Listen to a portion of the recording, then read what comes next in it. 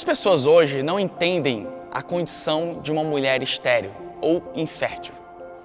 Desde o início da humanidade, existe um enorme preconceito sobre essas mulheres que não podem dar filhos, como se isso fosse algo que elas escolheram para si. Na verdade, a infertilidade é uma doença que tem cura e que todas essas mulheres que hoje encontram com essa dificuldade de gerar uma criança, elas não querem estar nessas condições. O que elas mais querem é gerar filhos. Só que ao longo de todos esses anos da humanidade, parece que as coisas não mudaram. Toda família provavelmente tem alguém que sofreu ou sofre algum preconceito pelo fato de não conseguir gerar uma criança. E isso é extremamente doloroso, amargurante para todas essas mulheres que sofrem por uma condição de que, claro, elas nunca gostariam de estar.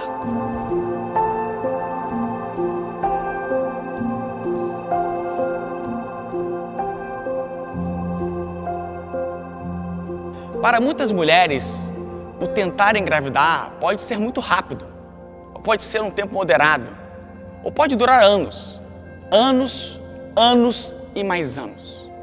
Inúmeras idas em clínicas de infertilidade, médicos, tratamentos, injeções, uma montanha russa de emoções que pode mudar de uma hora para outra.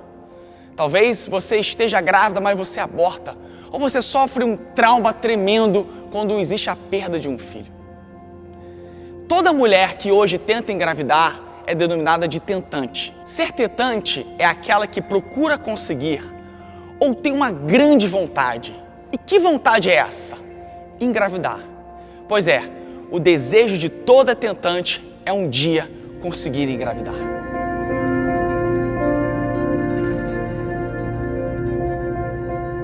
Por toda a Bíblia existem inúmeras histórias de tentantes.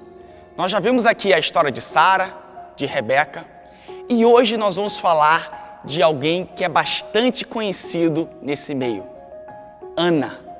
Hoje nós vamos falar sobre a história de Ana. E quem foi Ana? Ana era uma mulher tentante. Só que Ana era casada com um homem que tinha uma outra mulher. Naquele tempo você podia ter outra mulher. A sua maior concorrente se chamava Penina. E a Bíblia é taxativa quando fala o seguinte, lá em Samuel capítulo 1, versículo 2, quando diz o seguinte: Penina tinha filhos, porém Ana não tinha. Todos os anos, Ana, seu esposo e a outra mulher do seu esposo subiam ao templo de Deus para adorá-lo, para dar ofertas a Deus por perdão de pecados e também por ações de graças.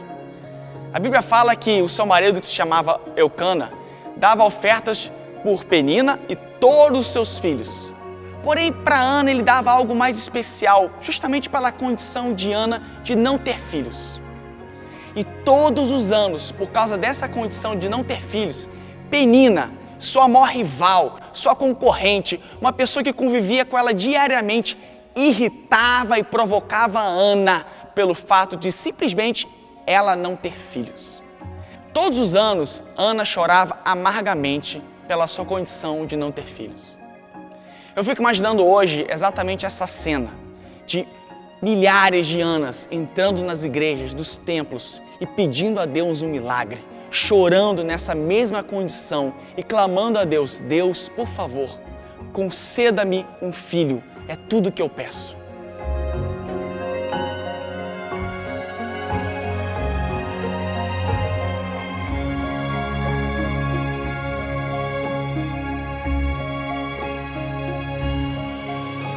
Ana era uma mulher persistente, ela não desistia. E mesmo angustiada, atribulada, ela ia ano após ano ao templo buscando a Deus, para que um dia a sua madre fosse aberta. Ela era um grande exemplo para nós, porque mesmo vivendo sobre essa condição de grande angústia e tribulação, ela sempre acreditava de que um dia, o seu milagre ia chegar. E de fato isso aconteceu. No momento de extrema angústia e dor, Ana faz uma promessa. Ela diz: Deus, se você me der um filho, eu vou entregar esse filho para você.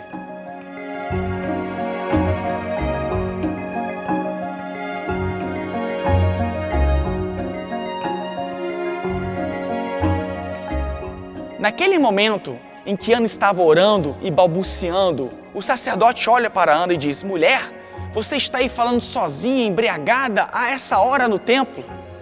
Mas Ana poderia ter uma resposta completamente diferente da que ela teve.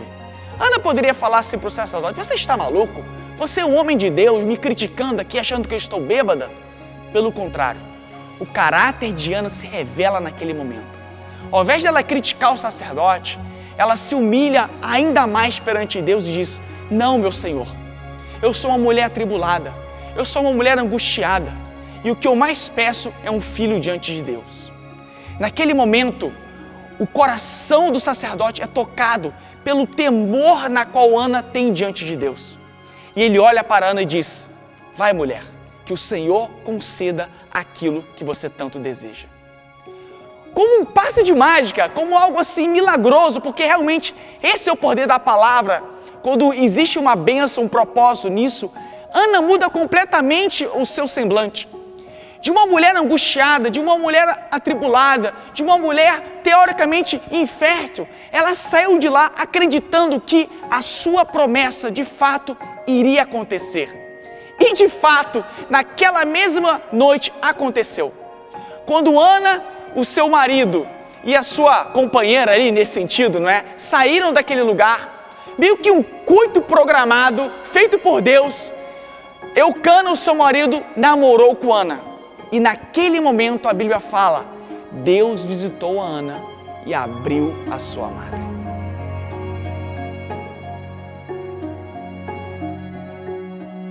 Depois de desmamado, Samuel, filho de Ana, foi finalmente entregue ao templo, ao sumo sacerdote, para servir a casa de Deus por toda a sua vida.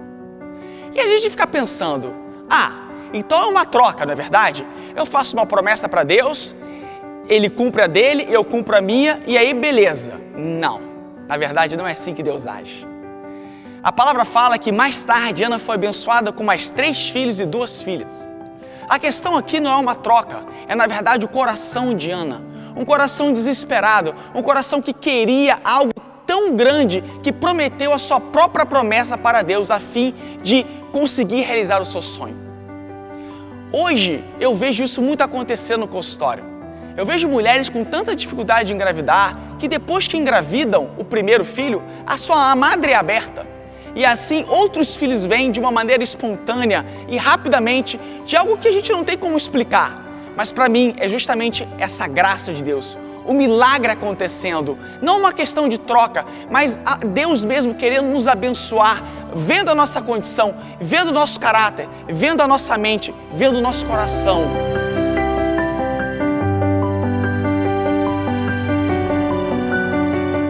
Uma outra grande lição nessa história de Ana foi o cumprimento da promessa. Ana fez uma promessa e cumpriu a sua promessa.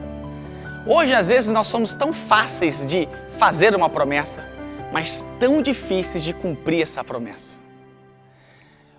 O filho de Ana, Samuel, foi um homem extremamente usado por Deus, um profeta, um juiz. E essa história a gente vai contar no outro capítulo.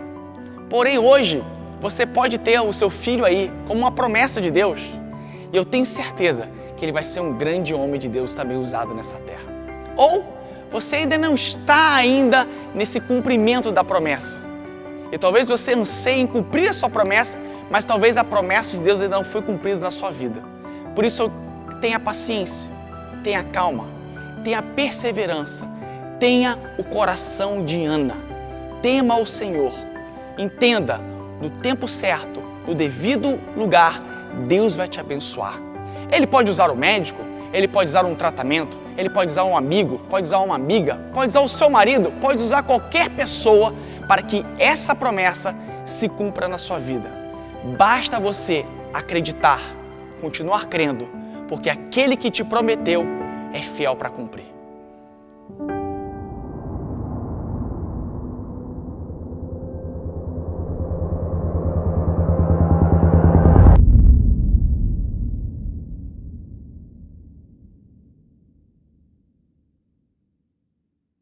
Lembre-se de que Deus te chamou por uma grande obra e esse sonho que Ele colocou em você, ninguém pode tirar.